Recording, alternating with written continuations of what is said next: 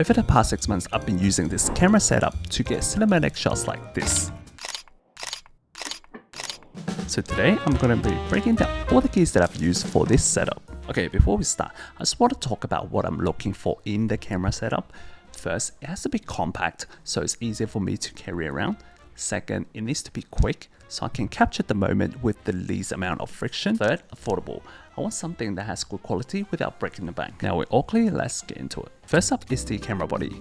The one that I'm shooting is the Sony a6700. After some research, I found this to be the best option for what I'm looking for. It has the same sensor as the FX30, but with a smaller body, better photo capability and at a lower cost. Another huge one for me is the stabilization, which is super important for vlogging.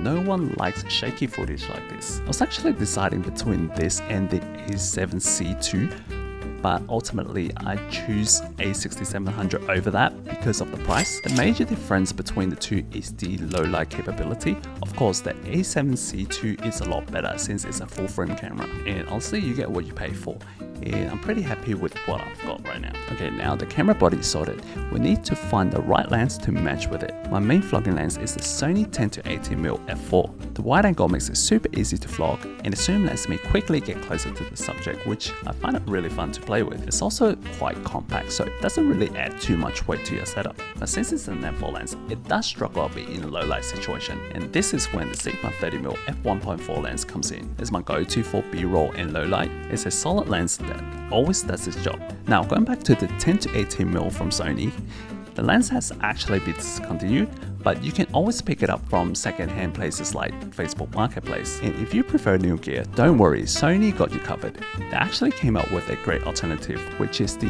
11mm f1.8. This is something that I have on my wish list that I want to get in the future. It's much better in low light, but in return, you'll lose that zoom flexibility and the built-in stabilization. And if I were to pair it with that lens, I'll probably go with the Sigma 18-50mm. That will give you a more versatile range to cover both vlogging and B-roll. Now that we have a camera setup, the next thing that we need is the anti-filter.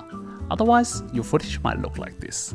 If you're not familiar with anti-filters, they're sort of like sunglasses for your camera. They allow you to maintain that natural motion blur and blur background even in bright conditions. There are two types of anti-filters: fixed and variable. Fixed filters block a certain amount of light entering your camera, whereas the variable allows you to adjust that amount. I'm using the Hoya Variable Density 2, which is a V anti-filter. I prefer that because I can easily adjust that to suit the lighting condition when I'm vlogging. One more tip: if your lenses have different diameter, try to go for the bigger size anti-filter and use a step-up ring for your smaller lenses. This way, you only need to get one filter for all your lenses.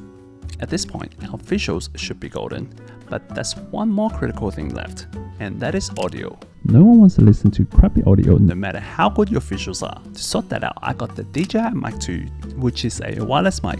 Some vloggers prefer shotgun mic, but for me, I personally like the wireless mic, so I can be more flexible on how I record. I chose DJI mainly because it's also compatible with other DJI products, such as the Pocket 3, which I also tend to use. If you're looking for an even smaller, cheaper mic option, DJI Mic Mini is a solid choice. And if you're using a Sony camera, there's an attachment that you can get for the transmitter, so you don't even need the cable. Now the last piece of gear is just as important as the rest, especially if you're a solo creator wanting stable footage, and that's the handheld tripod. Most of the time I want my setup to be compact and convenient when vlogging, and the handheld tripod gives you the best of both worlds. It's tiny, easy to carry, and you can set up stable shots on your own. Plus, you can use it like a selfie stick to get a wider view. The one that I'm using is the PJY Mantis Pod Pro. Not only it does everything that I just mentioned, but it also has this hook that lets you attach the camera in places you wouldn't normally do. A good alternative is the Ulanzi MT47, which can be extended up to 37 centimeters. If you prefer slightly more elevated shots, this is probably the one you should go for. I haven't personally tried it yet, but this was recommended by a fellow creator, Sky. Oh, by the way, you should definitely check their work out. It's awesome. If I didn't have my Mantis Pod, this will definitely be my pick. So those are the camera keys that I've used. Honestly, at the end of the day, it's about finding what is most suitable for you. It's not about getting the best or the most expensive gear. It's more about making the most out of what you have. even if it's just your phone. If you enjoyed this video, please give it a thumbs up and subscribe to my channel. Drop a camera emoji in the comments if you watched till the end.